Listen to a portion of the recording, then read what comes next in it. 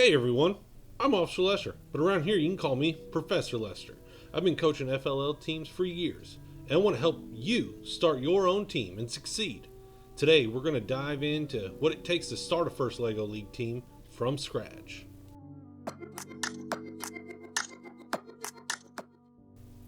First LEGO League, or FLL, is an international robotics competition for kids ages 9 through 14. That's the challenge division. It's designed to spark interest in STEM while also building critical life skills. And let me tell you, it's way more than just building a robot. Now, the website on your screen right now is firstinspires.org, and this is where you're going to need to register your team. And that's not a hard process. On the top of the web page, you just click on register. You'll have to make an account, and then you just fill out the appropriate information. From there, it's going to ask you about what you're going to do. This is the first LEGO League Challenge series, and you'll just put in all the information that's required. Each season kicks off in early August when the new challenge mat and resources are released. While teams can technically start anytime, most school-based teams, like ours in Missouri, get organized once the school year begins. That's when we order the new field, finalize our team, and begin weekly practices. Here in Missouri, our first qualifiers are now in November, so it's important to hit the ground running.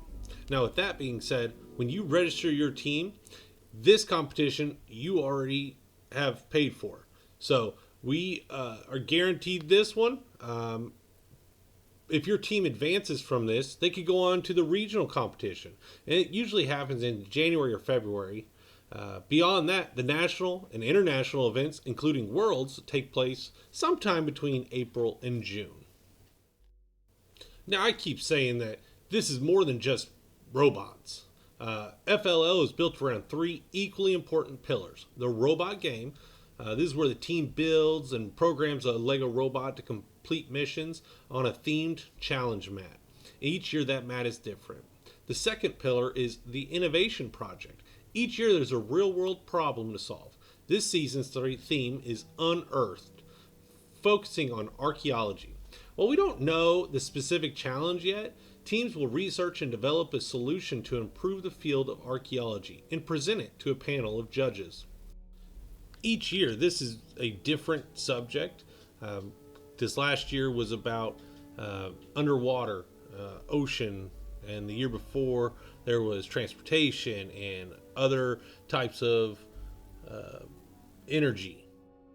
Our third pillar around FLL is core values. This is the heart of FLL. It's about how students work together, support one another, and grow as a team. FLL core values include inclusion, which is where we respect one another and embrace our differences. Discover, we explore new skills and ideas. Teamwork, we are stronger when we work together. Innovation, we use creativity and persistence to solve problems. Impact, we apply what we learn to improve the world. And fun, we enjoy and celebrate what we do. So yes, it's robotics, but it's also public speaking, teamwork, research, perseverance, and celebrating what makes each kid unique. So who can start a team?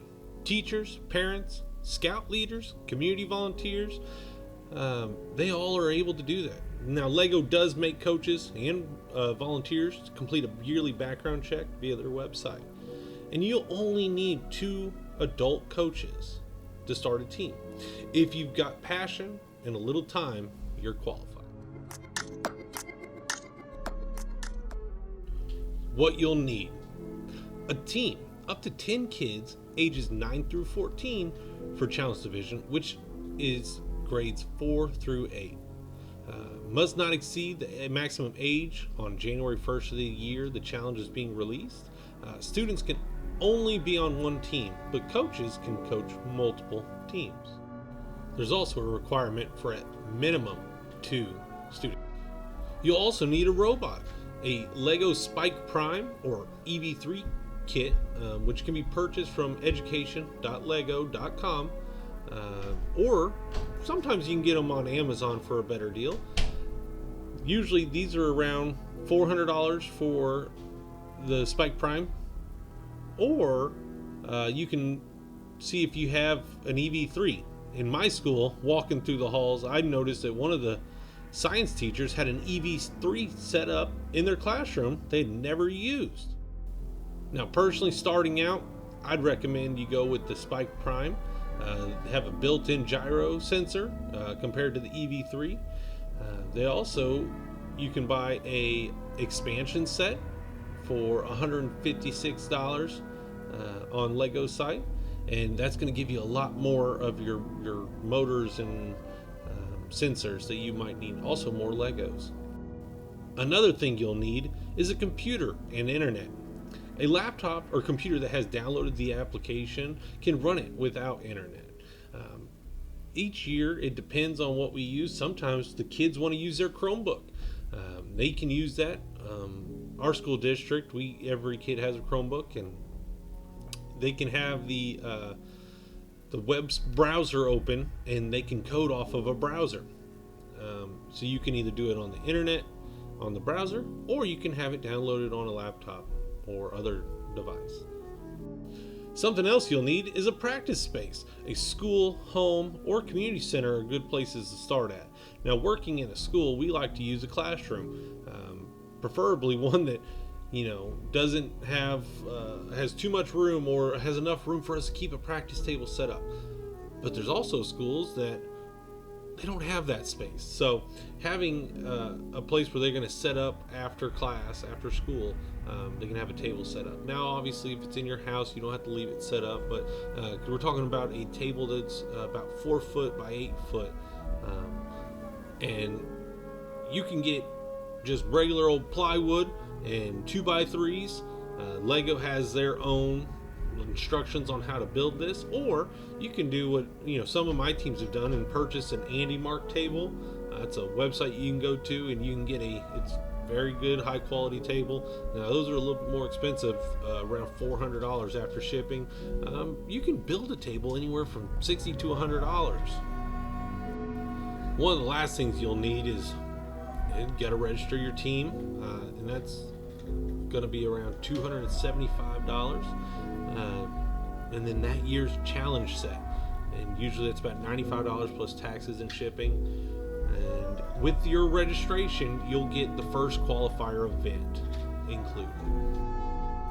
Now that sounds like a lot of money, but what you should consider is school helping fund, sponsors, or even local grants.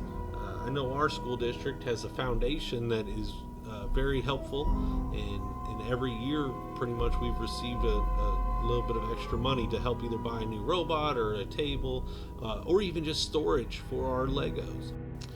We've also had good success with PTO at the elementary level. So talk to your principals, talk to your PTO reps, and see if they're able to help. And this is not something you need every year. You don't need a new robot. You don't need a new expansion set. So those are going to be some upfront costs. And that table, you only need that once. What we did, we started out with the plywood table, and eventually through a grant we got that nice table that it comes in 3 parts, and it can be taken down and put up real quickly. Next off, you're going to be wanting to build your season. That includes setting a weekly practice schedule. This is going to all be determined by you, the kids, and the availability. Some of our teachers are able to do a whole class. The school has brought it where they can do it on certain class schedules, and during 5th period the kids come and they get to work. Now that's a rarity, but some people are able to do that. Some people, like most of my teams, have to do a after school practice. Usually we meet about an hour and a half every week or twice a week depending, and then once we get closer to that competition date, we'll add it in a Saturday here or there. Now those dates are all determined by what you can do and what the kids are available for, but once you get that going, start dividing your kids into roles. You have builders, coders, researchers, presenters. Students will naturally be better at one thing or another, but I'd recommend making sure all students participate in all roles, at least for a little bit. Use your first meetings to explore the robot and the challenge mat. and don't worry about being perfect. Just get started. Now, for my kids on my teams, I always make sure that there's a little bit of homework that they've got to do. Because that hour and a half or even 3 hours a week just isn't enough sometimes to get some things done. So they need to be researching, doing all these things. And I have a check in, check out, beginning, end of practice, what they need to get done, or what they did get done from the last session. All right, little bit of advice before I let you go today. But start small. You don't need to know everything. Learn alongside your team. Reach out to other coaches. Join online groups. Or message me. It's okay to have fun. These kids will learn more from trying than from winning. If you're thinking about starting a team, do it. You will not regret it. And if you need help, this channel is here for you. Subscribe, leave a comment, and let me know what topics you'd like me to cover next. I'll be posting a video for kids starting out, where to start for their tryouts next week. Thank you.